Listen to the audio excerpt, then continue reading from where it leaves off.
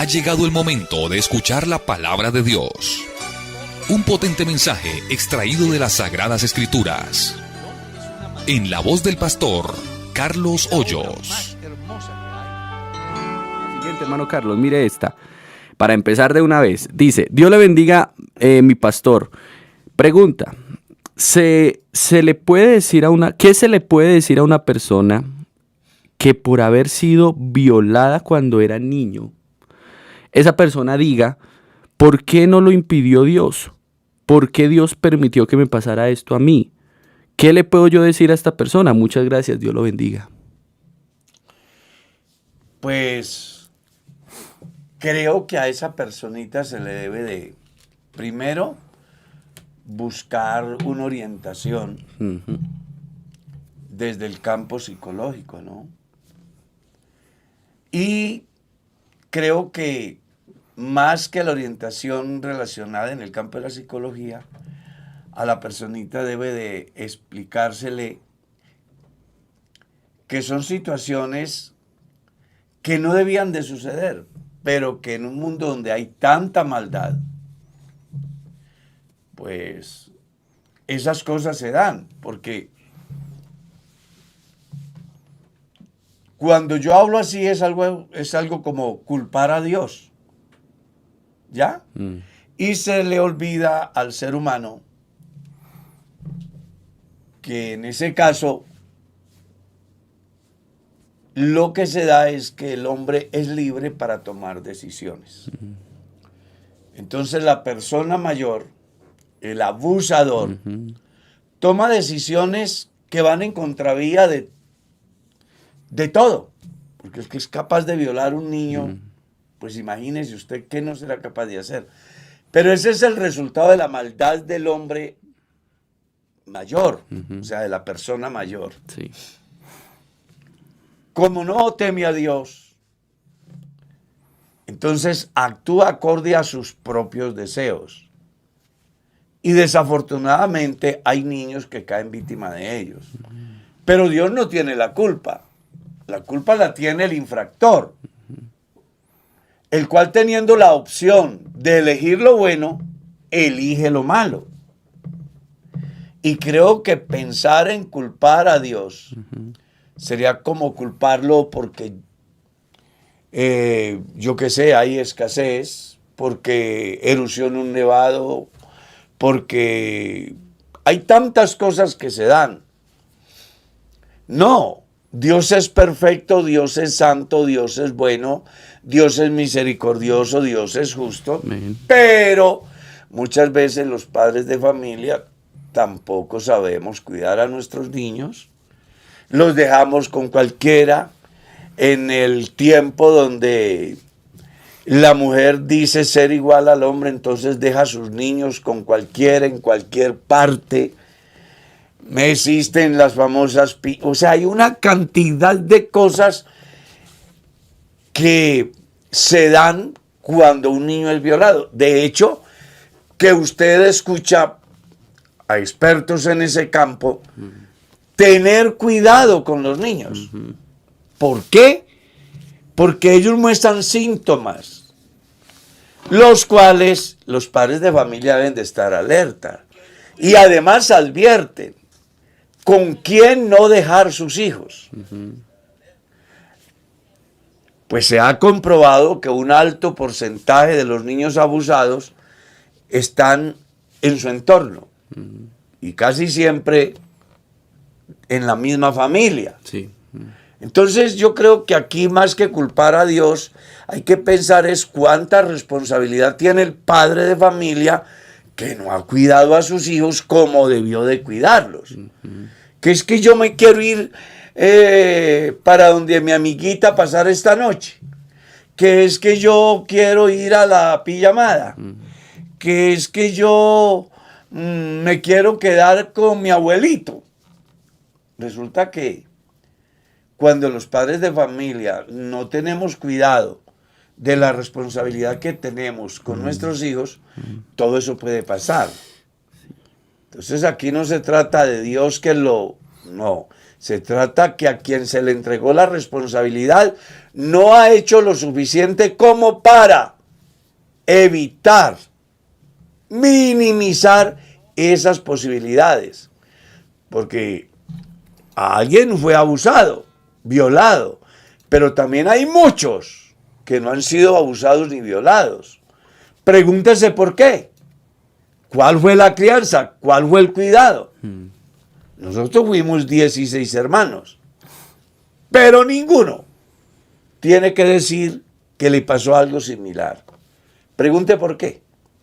Porque mamá siempre estuvo ahí. Siempre estuvo ahí. Papá siempre estuvo ahí. No hubo otro lugar diferente a la casa.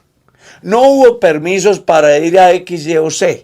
No se le permitió al familiar a X, Y o Z que se acostara en la misma cama con nuestro niño. Que lo cuidara. No, ellos fueron muy cuidadosos.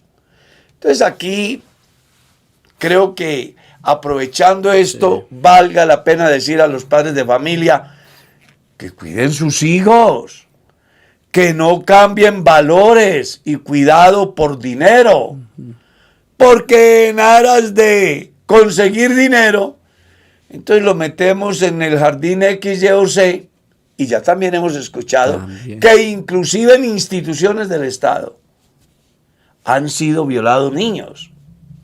Entonces aquí, más que culpar a Dios, es cuál es la responsabilidad que tenemos los padres con nuestros hijos. Y si en una personita le pasó y ha crecido, pues que lo que le ha sucedido a él o a ella le sirva para que en el momento que Dios le permita llegar a tener un hogar, tenga cuidado de sus niños para que no corran el mismo riesgo, el mismo peligro que corrió usted. Y también muchas de esas personas que han sido lastimosamente violadas en su niñez, hoy en día han tomado también malas decisiones, de pronto se han dejado llevar por tomar un enfoque homosexual, digámoslo así también. Entonces claro, es muy importante, aunque no está pues relacionado con la pregunta. Pero es muy común. Pero ya que usted lo toca, muy común. Sí he mirado una cosa, y es que a una mujer la violan y odia. Sí, esa es otra también. Empieza a odiar de una manera. Algún día traeremos un psicólogo aquí para que nos oriente. Sí. Pero la mayoría de los varones que resultan con otra inclinación y se les pregunta, dice que fueron violados o abusados. En su niñez. Entonces uno no entiende cómo a una mujer la violan y no quiere saber nada de quien le violó y de ese género. Pero a un hombre lo violan y le queda gustando. Sí. Eso, yo creo que ahí nosotros nos quedaríamos cortos para explicar. Algún día traeremos, yo que sé, un psicólogo, un psiquiatra, médico, para que nos ayude a entender ese fenómeno. El caso es que todo eso Dios no tiene. Nada tiene que ver Dios. Así es. Ni en un campo ni en el otro. El hombre es el responsable de todo lo que pase con sus, ¿cómo se dice? Con su prójimo, en otras palabras. Con su prójimo. Muy bien, hermano Carlos. Me escucha esta pregunta. Los hermanos dicen, o el hermano pregunta, pastor, ¿es Dios persona? Dios es espíritu. Eso está escrito en el Evangelio según San Juan. Pero Dios, a causa de las personas, se hizo persona. Hebreos capítulo 2, verso 14 en lo adelante. San Juan capítulo 1, verso 18. Ahí ustedes van a encontrar que Dios a causa del hombre se hizo hombre. Aquel verbo se hizo carne. Y cuando encontramos 1 Timoteo capítulo 3, verso 16, Dios se manifestó en persona. Y estaba profetizado en Isaías capítulo 35, el verso 4. Según la Vulgata, Dios mismo en persona vendrá. Amén. Hablando de la manifestación de Dios en carne. Entonces, la única persona de Dios es Jesús. Jesucristo es Dios en persona. Amén. Pero en su esencia es espíritu. Sí, porque hay mucha duda en muchas personas que aún no han tomado la decisión de entregar sus vidas al Señor, preguntan en las refanes y en todo lugar, pastor, ¿Dios está en su cuerpo con el que estuvo aquí en la tierra en su encarnación, está en ese momento así en el cielo? No, porque ya Él allí está en cuerpo, ¿qué? Glorificado. Exacto. Entonces, pero en el oficio sacerdotal y en el campo de redención, Él sigue cumpliendo su mismo oficio. Así es muy importante que la gente entienda que el rol de Jesús en la condición de hijo equivale a nuestro hermano. Amén. Y en esa condición de hijo, hermano, es que hace posible la redención de todos los humanos. Amén. Una vez que haya redimido al último hombre, entonces Él asumirá su naturaleza del principio. ¿Cuál es? La de su esencia. Por eso es que el capítulo 15, el verso 28 de la primera de los Corintios habla acerca de que cuando todas las cosas le estén sujetas, el Hijo mismo se sujetará al que le sujetó a él todas las cosas para que Dios sea todo en todos. La razón por la cual Dios se hizo hombre es por causa de los hijos. Finalidad, recuperar lo que perdió el primer hombre. Y una vez que se haya recuperado absolutamente todo, entonces Dios volverá a su naturaleza inicial, que es esencia. Dios es espíritu. Amén. En consecuencia es incorpóreo. ¿Está claro? Amén. Sí es. Perfecto, hermano Carlitos. Pregunta también, Dios le bendiga, mi hermano. Yo quisiera saber qué es lo que va a pasar con los que se queden después de que Dios venga. Bueno, en el orden bíblico, lo que va a pasar es simple. El Señor viene y se lleva a la iglesia. El mundo entero entra en un periodo que se llama la Gran Tribulación, que en la profecía se llama el aprieto de Jacob, que según Daniel capítulo 9 se llama la semana 70 de Daniel.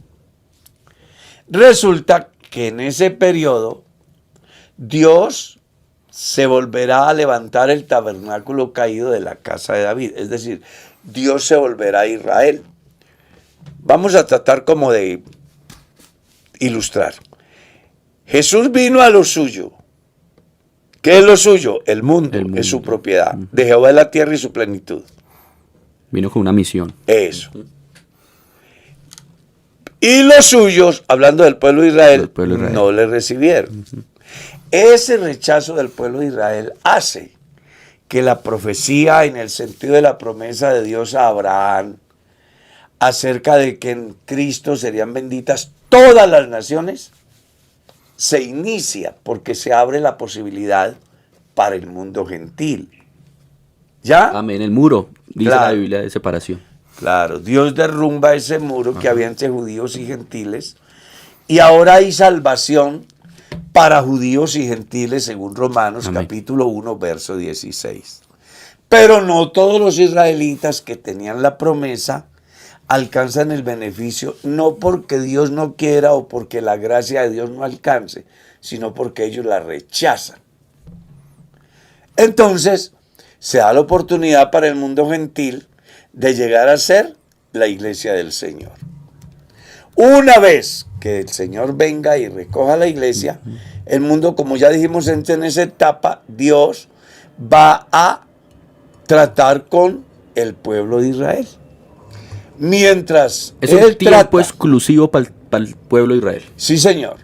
En ese tiempo no habrá posibilidad para el mundo gentil, hablando de salvación espiritual, salvación del alma. ¿Qué va a pasar? Supongamos que hoy venga el Señor Jesús y levante su iglesia.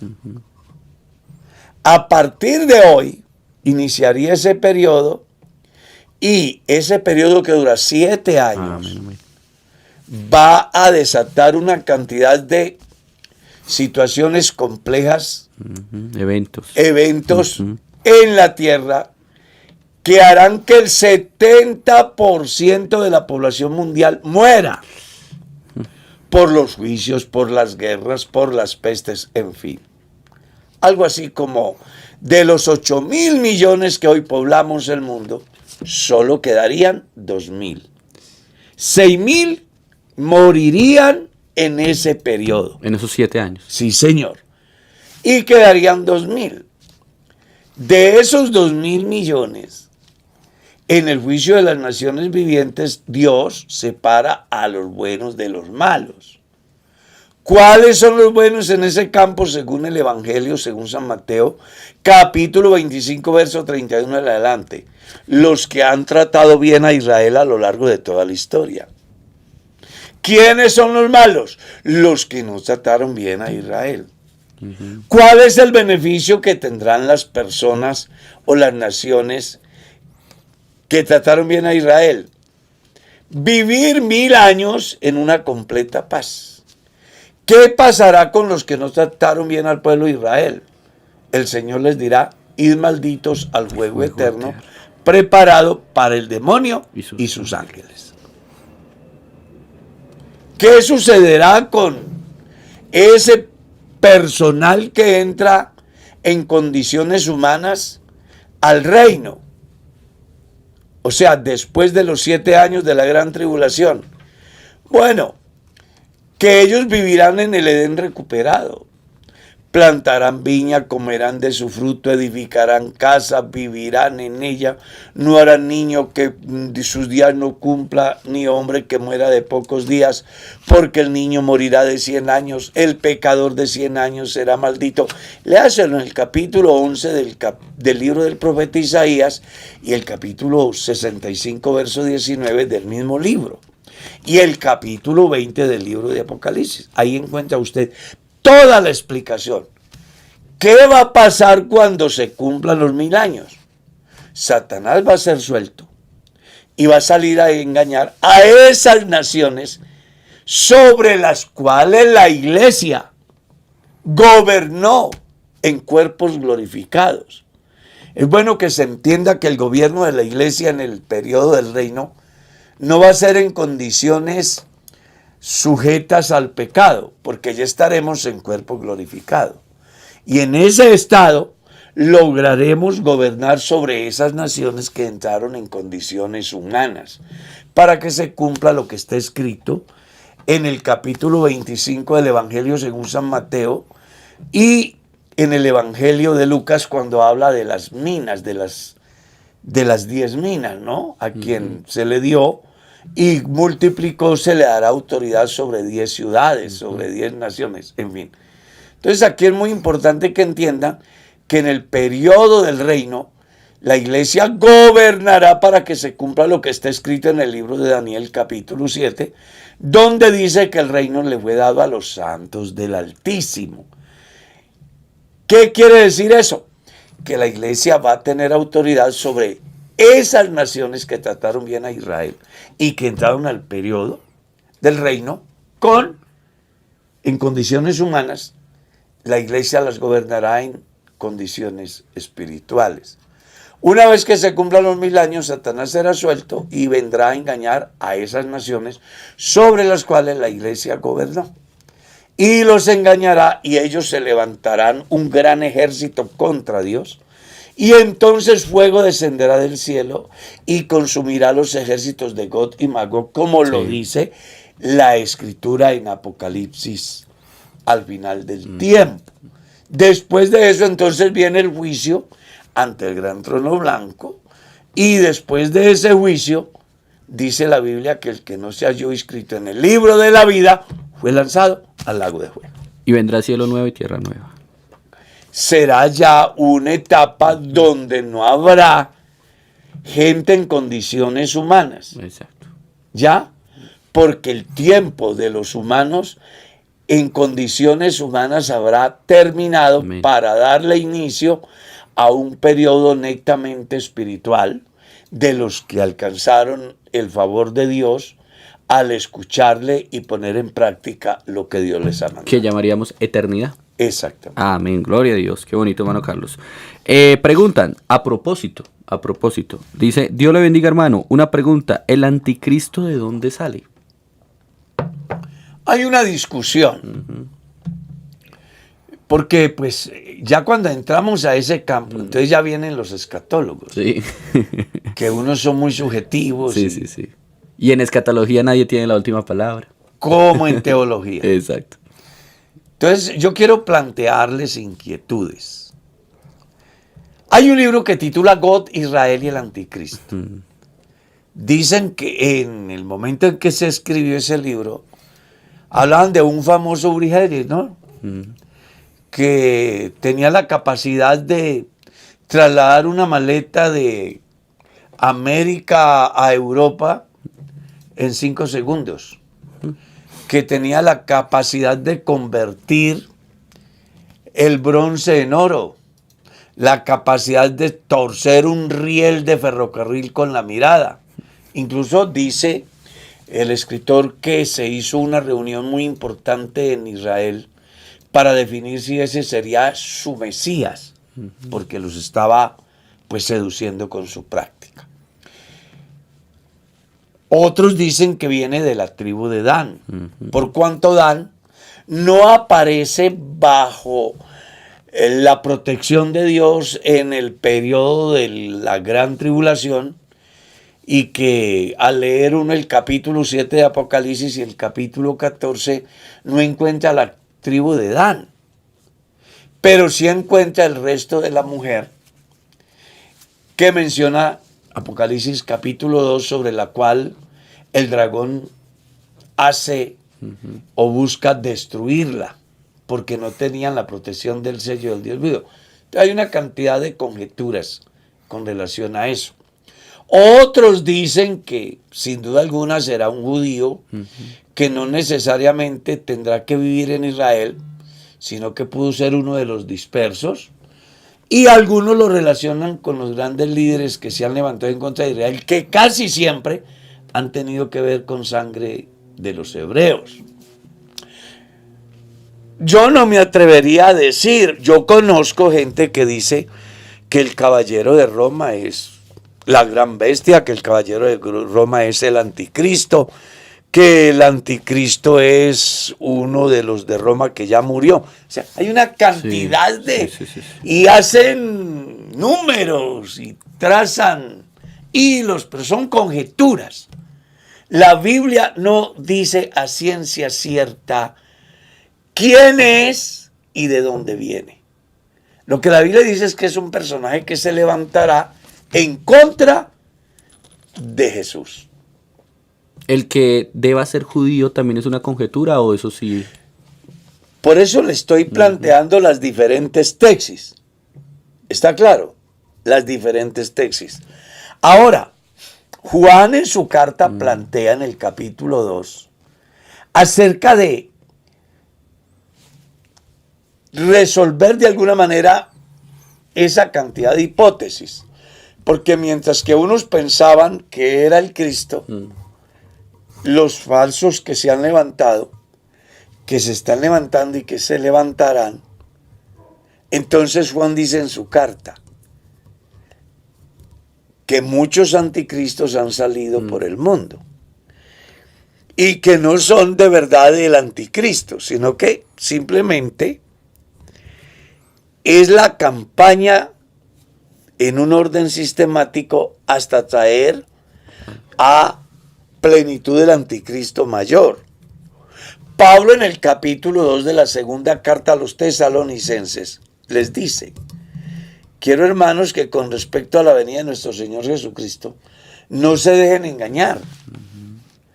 Y les aclara, porque Jesús no vendrá sin que antes venga la apostasía y se manifieste ¿qué? El hombre de pecado. ¿Ah? Y sigue enseñándoles hasta que llega, ya está en acción, haciendo alusión que todo lo que va en contravía de los postulados cristocéntricos son políticas anticristianas, las cuales allanan el camino para que cuando la iglesia se vaya y aparezca el gran caudillo que lo elegirá o que lo ungirá el sistema religioso, según Apocalipsis capítulo 13, del verso 11 en lo adelante.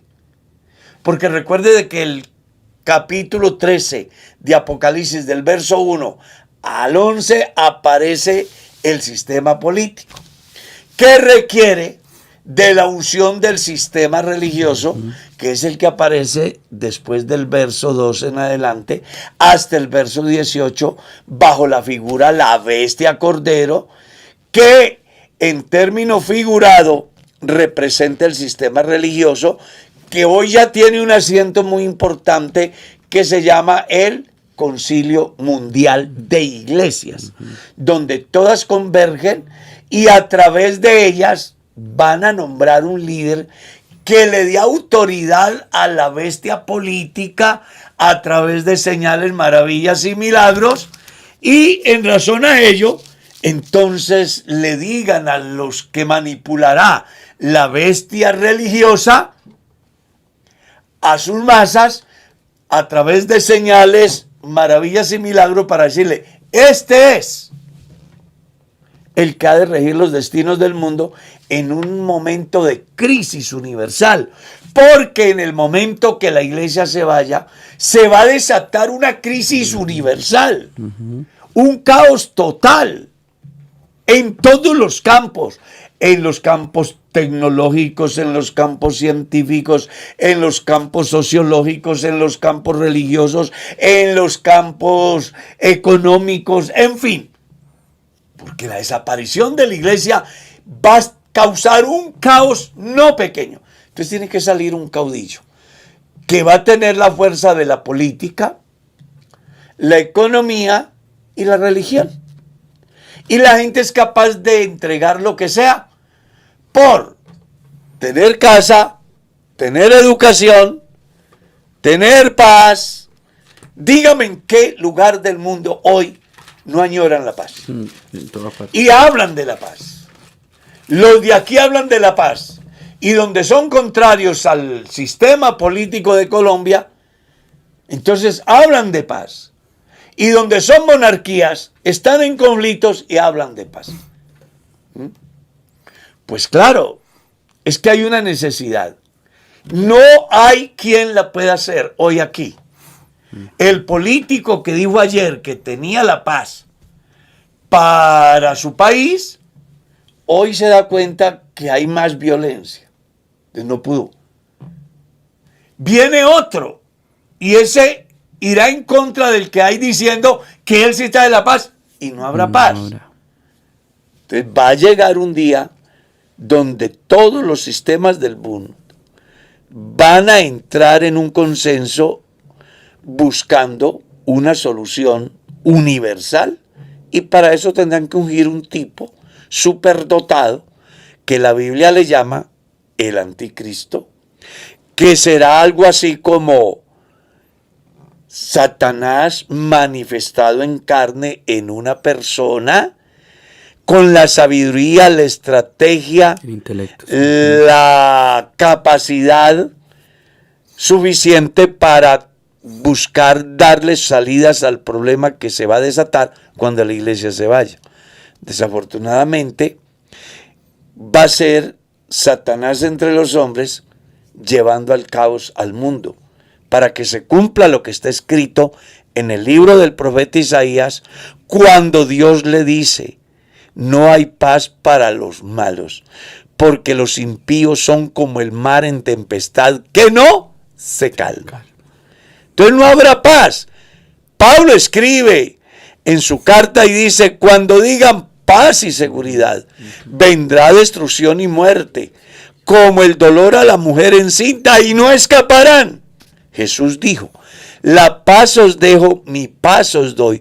Yo no la doy como el mundo la da. Porque el mundo habla de paz, pero la paz de ellos es que transitoria. Hablan de paz y hay guerra. La historia nos lo ha dicho cada 4 años. Independientemente de el pensamiento, la ideología, todos hablan de paz. Y busque en qué lugar del mundo hay paz hoy. Donde no es por hambre, es por ambiciones personales, es por imponer un sistema. El mundo vive mal. Entonces recuerde, lo único que impide que el sistema anticristiano se siente es que la iglesia está aquí. ¿Y cómo conocemos el espíritu del anticristo? Todo espíritu que niega que Jesucristo ha venido en carne es el espíritu del anticristo. Y yo pudiera mencionarle muchas cosas, mas no lo hago, porque no quiero que las personas se sientan atacadas. Pero todo aquel que dice que Jesucristo no es Dios, sino que es la segunda, que es el alto iniciado, que es el enviado de Dios, que es el hermano menor de Satanás, que es un hombre más, que es un hombre más, que es un gran revolucionario. O sea, no aceptan que Dios ha venido en carne. Ese es el espíritu del anticristo. Entonces, todas esas corrientes son las que le están preparando el camino para ungir a alguien que cree como ellos y que va en contravía de todo lo que la Biblia dice con relación a la persona de Jesús y la esencia de Jesús. Porque Jesús es hombre, verdaderamente hombre, pero es verdaderamente Dios. Amén. Sin dejar de ser hombre y sin dejar de ser Dios. Amén, hermano Carlos. Y mire que nos llega otra pregunta ahí, hablando de estos temas del futuro, tiempos finales. Pastor, ¿me podría explicar hasta cuándo va el tiempo de los gentiles? Hay dos cosas. Una cosa es la plenitud de los gentiles y otra cosa es el tiempo de los gentiles. La plenitud de los gentiles es hasta que se salve el último. El tiempo de los gentiles comienza con Nabucodonosor y terminará con el sistema satánico que se va a dar en la semana 70 de Daniel. Amén. Ahí está, hermano Carlitos. Muy bien. Pregunta, mire cómo cambia uno de tema acá radicalmente.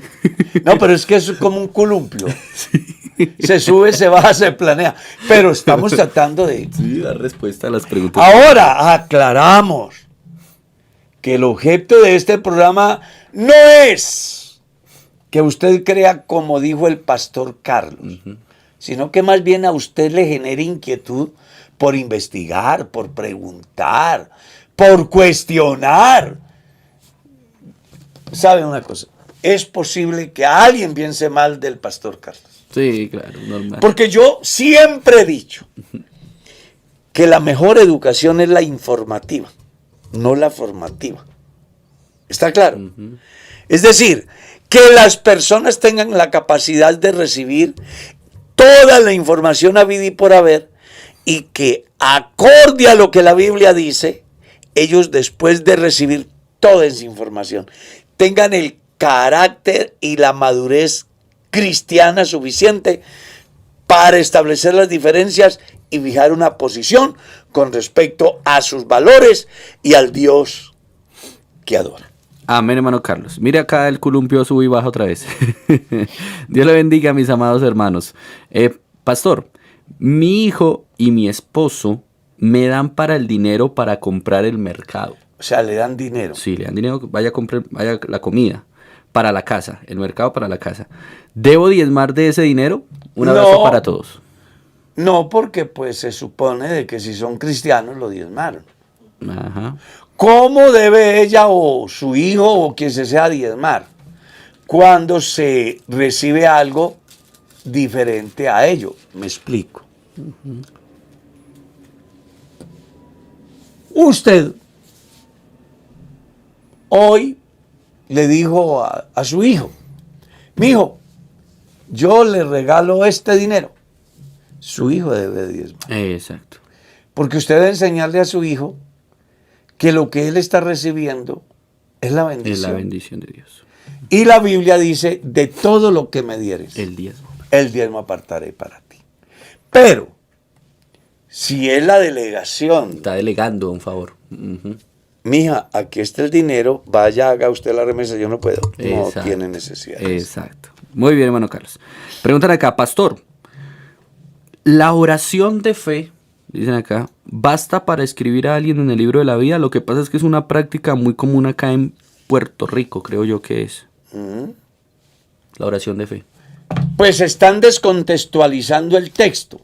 Porque si usted mira Santiago capítulo 5, porque a eso es a lo que se refiere, Santiago capítulo 5, del verso 3 en lo adelante. ¿Está algún afligido? Haga oración. ¿Está algún alegre? Cante alabanzas. ¿Está alguno entre vosotros enfermo? Llame a los ancianos de la iglesia. Y oren por él ungiéndole con aceite en el nombre del Señor, y la oración de fe salvará al enfermo y el Señor lo levantará. Y si hubiere cometido pecados le serán perdonados, confesados vuestras ofensas unos a otros, orad unos por los otros para que seáis sanados. La oración eficaz del justo puede mucho. Entonces no está refiriéndose a la inscripción en el libro de la vida, está refiriéndose a una solución netamente humana, en el sentido de ¿qué? De la sanidad del cuerpo. ¿Ya? La oración hace, o sea, cuando una persona ora con fe por un enfermo, Dios lo sana. Y es obvio que cuando una persona ora con fe en cualquier campo, Dios responde.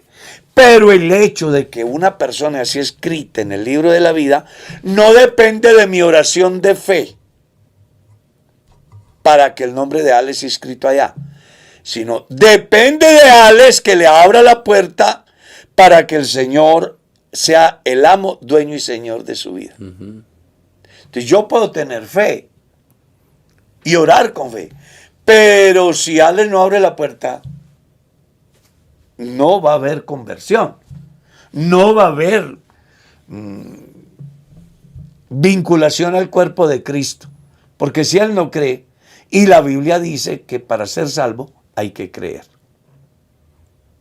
Entonces, si yo tengo fe para mí de que al obedecer el Evangelio soy salvo y mi nombre es escrito en el libro de la vida, eso es real. Pero si la fe mía es para que el nombre de Julano sea escrito en el libro de la vida, ahí no funciona eso. Y mucho menos si se toma del pasaje de Santiago capítulo 5, porque si miras el contexto está relacionado a soluciones emocionales y de salubridad. Tristeza, alegría, enfermedad. ¿Está claro? Amén, hermano Carlos. Muy bien. Preguntan, pastor, cuando un apartado se reconcilia con Dios y vuelve a la iglesia, ¿debe de pedir perdón a la iglesia en público? No. La Biblia lo que dice es en el capítulo 5, el verso 20 del libro de Santiago. Sepa que si alguno hace volver a un pecador del error a su camino, salvará una alma de muerte y cubrirá multitud de pecados. Está hablando de esa persona que siendo creyente se da cuenta de uno de sus hermanos que se apartó, va y le genera conciencia, ora por él, le da la mano, lo ayuda a levantar y la persona regresa. La Biblia está precisamente diciendo, salvará un alma de muerte y cubrirá multitud de pecados, pero no va hasta donde la persona pretende con su pregunta. Muy bien, hermano Carlos. Mire esta pregunta. Dios le bendiga, hermano. ¿Un pastor puede pedir traslado a otra congregación porque ya no se siente cómodo en la que está? Pues uno puede. La pregunta es, ¿será debido? Ahora, pues no sé. Creo yo que en este caso las personas que tienen la responsabilidad de todo eso son nuestros directivos. Puede darse que un pastor por alguna circunstancia quiere que lo traslade, pero la decisión como tal está en manos de los superiores. Y no va a ser porque el pastor quiera, sino porque los superiores miren la necesidad, que puede ser de salud, que puede ser de conflictos, que puede ser una oportunidad última que se le da al pastor. Yo le hablo de eso porque yo fui directivo y llegué a establecer, por ejemplo, un pastor en un lugar bajo un acta de compromiso. Leerle el acta antes de posesionarlo. Los directivos nos hemos reunido en razón al comportamiento del pastor, después de haberle hecho un seguimiento y ayudado, pero él como que no ha reaccionado de manera positiva y hay que moverlo de ahí. Entonces, los directivos se reúnen, hacen un documento, llaman al pastor y dicen, venga hermano, no queremos que pierda su ministerio. Queremos que usted reflexione y por eso le vamos a dar una oportunidad. Lea esta acta. Si usted está dispuesto a hacerlo, lo posesionamos. Si usted no se va a comprometer, no lo posesionamos. No, yo sí me comprometo, lo posesionamos. Pero él sigue en la misma. Entonces va a llegar el día en que ese grupo que le dio la oportunidad le va a decir, mijo, lamentamos, usted no puede seguir siendo más pastor de la iglesia, porque usted está no contribuyendo con el bienestar, sino con la destrucción. Y eso no lo avala ni Dios ni la iglesia. Amén, hermano Carlos. Muy ¿Usted bien. sí sabía eso? Sí, señor. Ah, bueno. Claro que sí. Pregunta, Dios le bendiga. Pastor, partiendo de que si hemos cometido pecado y al arrepentirnos lo confesamos a Dios y cambiamos el comportamiento, mi pregunta es, ¿también se hace necesario confesarlo a quien hemos ofendido con ese pecado? Dependiendo de la trascendencia. ¿Ya? Sí. Creo que ahí va a jugar un papel muy importante la trascendencia. Cuando yo peco contra mi prójimo, porque la gente también debe de entender la diferencia. Una cosa es el pecado contra el prójimo y otra cosa es el pecado contra Dios. Eso es lo que está escrito en la antigüedad, desde la antigüedad. Si el hombre peca contra el hombre, los jueces le juzgan. Pero si el hombre peca contra Dios, ¿quién le resolverá el problema al hombre? Entonces ahí es donde está el caso. Yo tengo que establecer la diferencia. ¿Qué es un pecado contra mi prójimo y qué es un pecado contra Dios? Y en conocimiento de ambas situaciones, yo debo de actuar. Porque yo puedo haber pecado contra Dios sin afectar de manera específica a otro. Entonces yo tengo que arreglar eso. Pero cuando yo peco contra el hombre, desfraudo al hombre, le quito al hombre, le hago un daño al hombre, yo sí debo de decirle a la persona, venga, yo quiero ofrecerle excusas, me equivoqué, estuvo muy mal hecho, por favor, perdóneme. Y quien escucha la súplica de perdón debe de tener la madurez cristiana también para perdonar. Porque la salvación del ofendido como del ofensor está condicionada en pedir perdón y en perdonar. ¿Está claro? San Mateo capítulo 6 enseña que debemos de perdonar así como Cristo nos perdonó, porque si nosotros no perdonamos, tampoco vuestro Padre Celestial perdonará las vuestras. Tremendo. Sigamos. Amén, hermano Carlitos. Pregunta, pastor, una mujer me pide que le explique este versículo que dice, los mansos heredarán la tierra. ¿A cuál tierra se refiere? Se refiere al periodo milenial.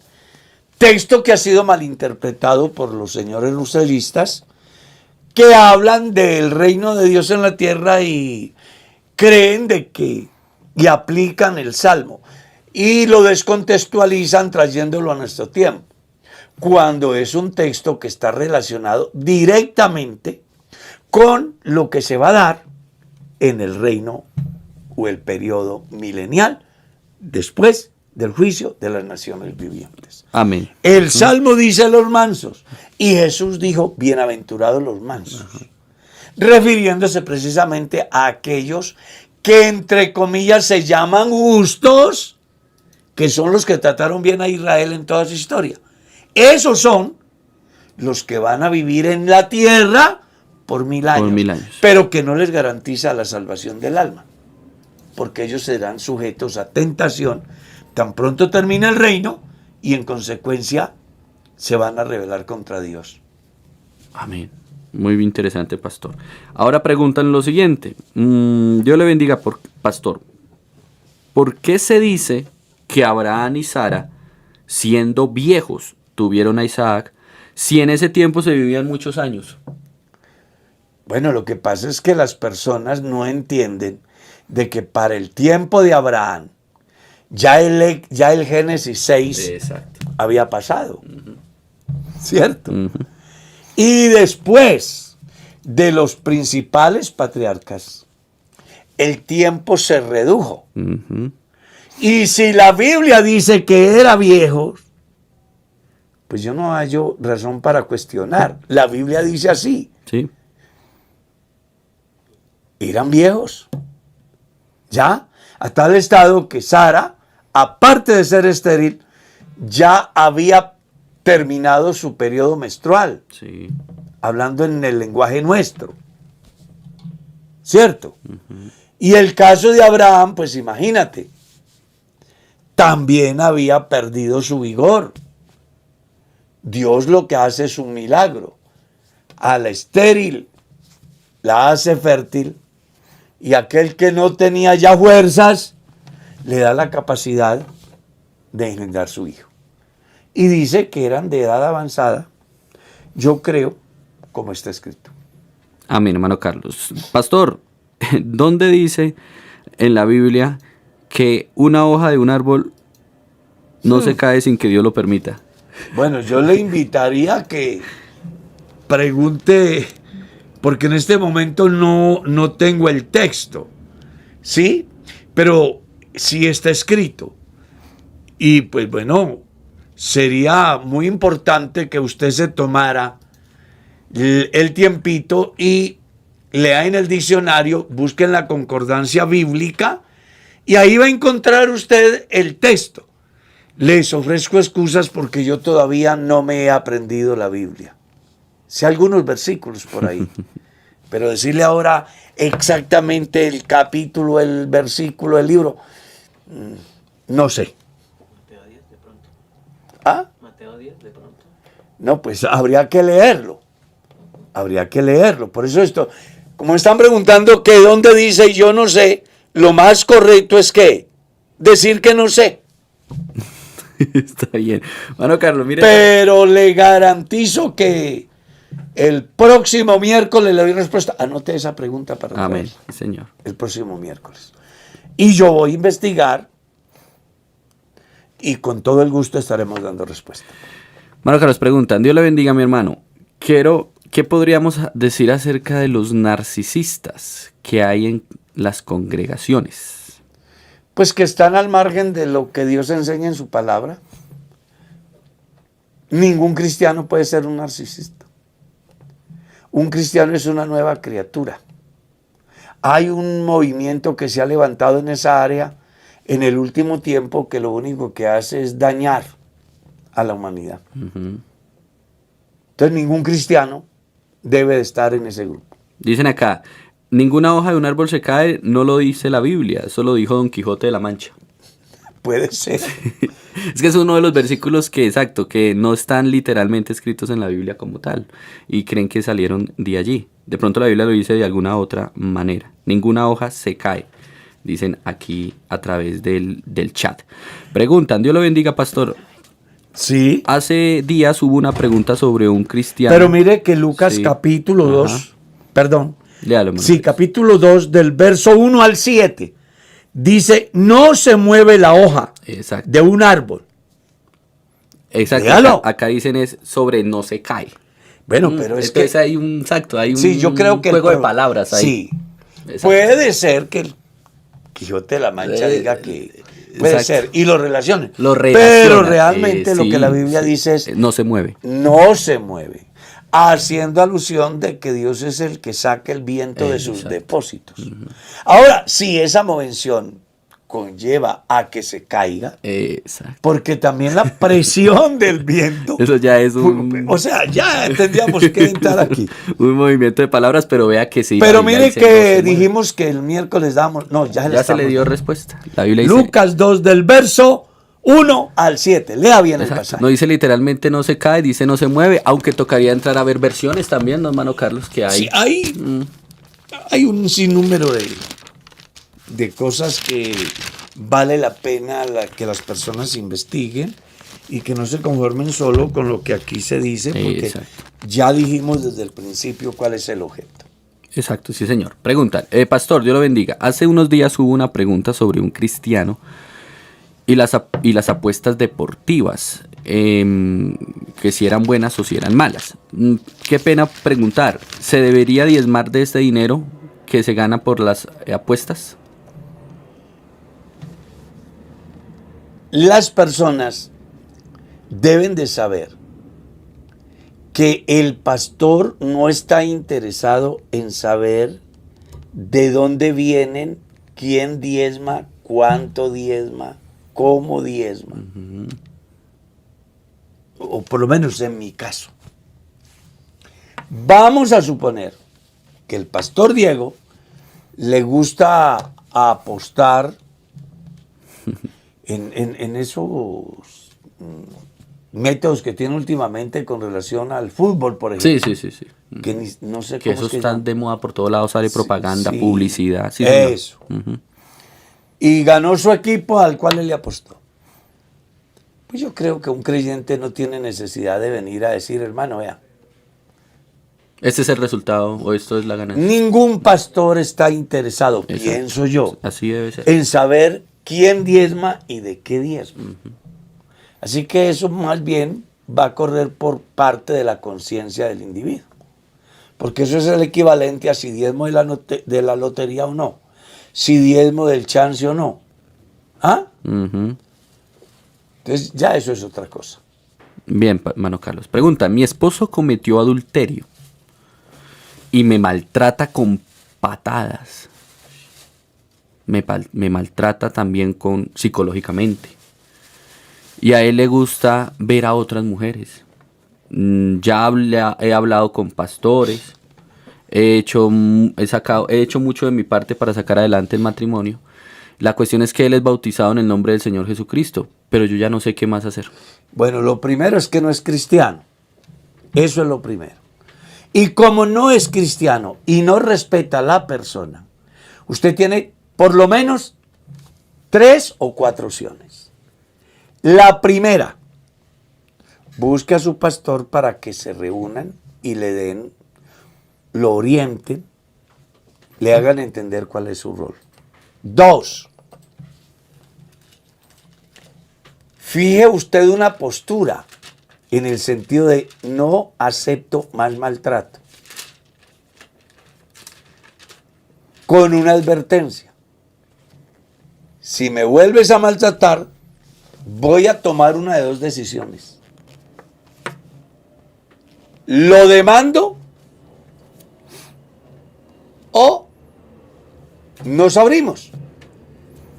Ninguno que se llame cristiano puede maltratar a su esposa. Claro. Ninguno. Y usted como una dama cristiana no se deje maltratar de su marido. Usted es una persona que es igual y tiene los mismos derechos. Hágase respetar. Y si este caballero no respeta ni a Dios, ni a la Biblia, ni a la iglesia, ni a usted, pues que respete la ley. ¿Ya? Ujú. Eso es lo que tienen que hacer. Yo no entiendo por qué una mujer, un tipo amenaza con quitarle la vida.